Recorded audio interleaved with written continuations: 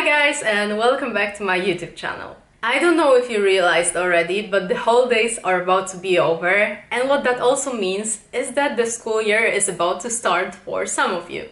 And even though I'm not going to school anymore, I remember I was always so excited for the new school year to start, because for me that meant that I'm gonna go to some random dollar store and I'm gonna buy all the brand new and fresh school supplies. I was always so hyped about choosing all the brand new pencils, markers, erasers, pencil cases, and I think that it stayed with me until now because whenever I'm passing by some random school supplies in some random store, I'm always getting so hyped and excited and I just want to buy it all. And I'm telling you all this because today I'm gonna try to make art with those school supplies. And just in a moment, I'm gonna go to some random dollar store and I'm gonna pick some inexpensive school supplies and I'm gonna try to create something decent with it. So if you're interested in seeing my version of Back to School Challenge, then make sure you stay with me and keep on watching.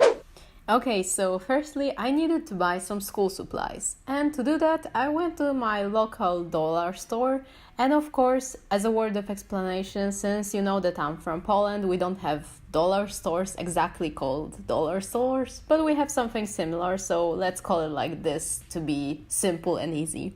So here are all the things that I'm gonna create my today's drawing with: cartridge paper pad, dual tip water-based markers, set of 12 colored pencils, HB pencils, 0.4 fine liners, 0.3 black gel pens, 0.5 HB automatic pencils, and a simple eraser. All these supplies were around $10, and this is only enough for one Copic sketch marker. Okay, so first I needed to test out the supplies that I bought and see how should I work with them and how they're gonna perform on the paper.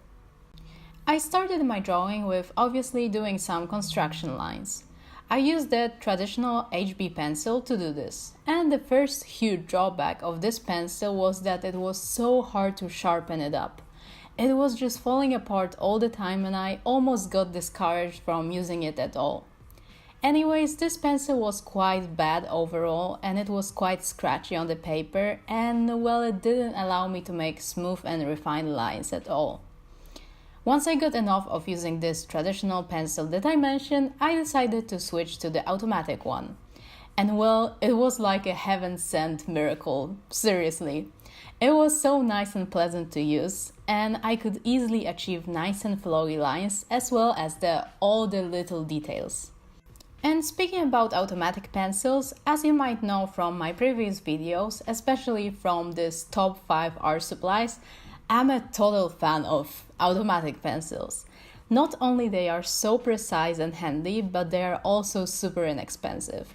And the truth is that it really won't change the quality of your sketch and your drawing overall if you're gonna use a $100 automatic pencil versus the one that costs less than $1. So well, that's worth to keep in mind, and also this challenge proves my point. Next, let's speak about the paper I was using. It was also quite a nice surprise for me actually. It was really thick and smooth and I didn't expect that to be this at all. It held the graphite pigment quite well and it wasn't becoming scratchy and messed up after layering and erasing the pencil lines. So even though this paper was really cheap, I think that the quality of it was really good for the price. After I was done with the pencil sketch, I went on and started outlining my drawing. I bought 2 types of fine liners, thicker and thinner one. However, I only used the thinner one since it was a lot more precise. And this thinner fine liner happened to be the gel pen, so it also had its disadvantages.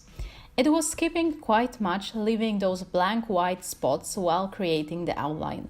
That was quite annoying, I need to admit, but on the other hand, for some quick doodles, I think these pens might actually work quite good. And even though these gel pens were exactly 0.38 millimeters, they were a little bit too thick for me still. Because my drawings are actually quite small, I used to draw on A5 paper, so those little details like eyes and nose are really tiny, so I usually work with 0.03 millimeter fine liner. After the outline was done, it was the time to layer some color. And well, that was the point that I realized that I didn't have any skin tones both in the markers and in the colored pencils as well. So well, that was quite hard for me to overcome, but I decided that I'm gonna try to shade the face using brown colored pencils. This was the only thing I had, so I hope that it's gonna save my drawing. And well, obviously that wasn't the effect that I would normally go for while coloring the skin, but well, this was the only thing that I could do having these supplies that I had. And while coloring, the problem that I noticed right away was that you can't layer these colored pencils. And well, I didn't expect them to have any extraordinary layering and blending abilities, so I wasn't that shocked anyways. So I just tried to work with these pencils to obtain the skin-like effect. I also tried adding a little bit of light orange marker to enhance the shading, but I really didn't like the effect it gave, so I totally gave up on this idea. And along with brown colored pencil, I tried to use a little bit of yellow and pink to give more of a skin-like color. But like I said, these colored pencils don't layer well, so this idea came out to be a total disaster, so that was another option for saving my drawing, but well, it didn't work out. Then, after I was done with coloring her skin, I proceeded to coloring her hair. And this was also the time that I used the markers. And I was quite surprised that they weren't that bad at all. And of course I couldn't layer them and I wasn't able to obtain smooth layers of color. But for being cheap water-based markers combined with this cheap paper, they performed surprisingly good. So how I worked with them was that I just quickly put a layer of color trying to avoid having a lot of streaks, and then I would try to do some shading with the colored pencils. And well, for what it was and for how cheap those supplies were, I think that they work quite well together. And also with these markers and this paper, I needed to be careful to not mess up the paper structure while using the markers. Because as probably some of you already experienced this, when you put too much of layers of just normal water-based marker on paper, it tends to scratch the paper really much and you can actually make a hole into the paper. So this was my main priority, to avoid that at all costs, and well, I succeeded in avoiding this. And lastly, just a quick word about the eraser. It was just basic eraser, so I didn't expect anything spectacular, it was just working fine. And now to sum everything up, there were moments that I was really frustrated while drawing because I felt really limited by having supplies that are not fulfilling my needs. I wanted to layer some marker color for a better shading effect, but I simply couldn't. I also wanted to make the skin more skin-like, but I basically didn't have any skin tone shade, so that was really quite discouraging. But on the other hand, this challenge shows that there are some inexpensive supplies that could be used on a daily basis, and you could actually save some of your coins by choosing them instead of more expensive options. And also, I really do think that if you just want to practice or if you're new to art, these kind of supplies are going to be enough for you. You don't really need anything fancy to do some live drawing studies or just randomly doodle from time to time. So, in my opinion, it works like this. You can have really little skills and you can be really bad at drawing, but you want to buy really expensive art supplies. And well, you can't expect that those expensive supplies are gonna improve your art immediately.